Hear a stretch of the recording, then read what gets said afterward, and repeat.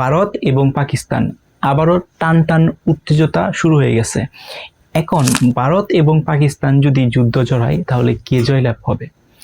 যুদ্ধের ময়দানে ভারত এগিয়ে আছে না পাকিস্তান এগিয়ে আছে? সো আমরা যদি ভারতের দিকেও তাকাই এবং পাকিস্তানের দিকেও তাকাই, তাহলে আমরা দেখতে পাই দুইটা কান্ট্রি বা দুইটা দেশে কিন্তু যথেষ্ট শক্তিশালী। ভারতেও কিন্তু কম শক্তিশালী না, আবার পাকিস্তানেও কিন্তু কম শক্তিশালী না। দুইটা দেশে যদি যুদ্ধটা কন্টিনিউ হয় তাহলে কিন্তু 50-50% বা 50-50 যে শক্তি দুই দেশেরই কিন্তু আছে। সো কম বেশি কিন্তু যে মিসাইল আছে সেগুলো কিন্তু ভারতেও আছে, আবার পাকিস্তানেরও কাছেও কিন্তু কম বেশি কিছু মিসাইল আছে। অলরেডি আপনারা জেনে থাকবেন পাকিস্তান এবং আফগানিস্তান মধ্যকার কিন্তু এটা যুদ্ধ লেগে আছে। সেখানে কিন্তু পাকিস্তান আফগানিস্তানের উপরে বিভিন্নভাবে হামলা করছে। এখন ভারত এবং পাকিস্তান যদি নতুন করে যুদ্ধ জড়ায় তাহলে কিন্তু আফগানিস্তান ডেফিনেটলি ভারতের পক্ষে নেবে, কারণ অলরেডি পাকিস্তান এবং আফগানিস্তানের মধ্যে যুদ্ধটা কিন্তু অলরেডি লেগে আছে, ছোটখাটো একটা যুদ্ধ কিন্তু লেগে আছে। সো এই সুযোগটা কিন্তু ভারতে কাজে লাগাবে, অর্থাৎ ভারত কিন্তু আফগানিস্তানের সাথে একটা লিঙ্ক তৈরি করবে। তার মানে সরাসরি কিন্তু ভারত এবং আফগানিস্তান এক হয়ে যাবে। সেক্ষেত্রে কিন্তু পাকিস্তানের সাথে অন্য কোনো কান্ট্রি সরাসরি লিঙ্ক হবে না। কেন হবে না?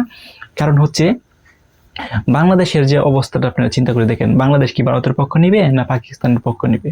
সেক্ষেত্রে যদি যুদ্ধটা কন্টিনিউ হয়, ভারত এবং পাকিস্তানের যুদ্ধ হয়, তাহলে কিন্তু বাংলাদেশ কিন্তু আমার মনে হয় কোনো দেশই পক্ষে নিবে না। কারণ এইখানে বাংলাদেশ কিন্তু একটা নিরীহ অবস্থায় থাকার কিন্তু চেষ্টা করবে।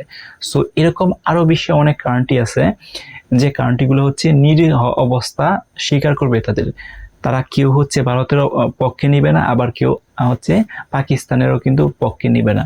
কিন্তু আফগানিস্তান কিন্তু সরাসরি কিন্তু ভারতের পক্ষে নিবে, কারণ অলরেডি পাকিস্তানের শত্রু আফগানিস্তান, অর্থাৎ আফগানিস্তানের শত্রু পাকিস্তান। সো যেহেতু ওদের মাঝে একটা যুদ্ধ আছে, তার মানে কি ডিরেক্টলি আফগানিস্তান কিন্তু ইন্ডিয়াকে সহযোগিতা করবে যাতে করে পাকিস্তানকে যুদ্ধে পরাজিত করার জন্য। সো রাইট নাও যে একটা সিচুয়েশন ক্রিয়েট হইতেছে পাকিস্তান এবং ভারত, সেখানে বলা যাচ্ছে যে খুব শীঘ্রই হয়তোবা একটা নতুন যুদ্ধ শুরু হতে পারে।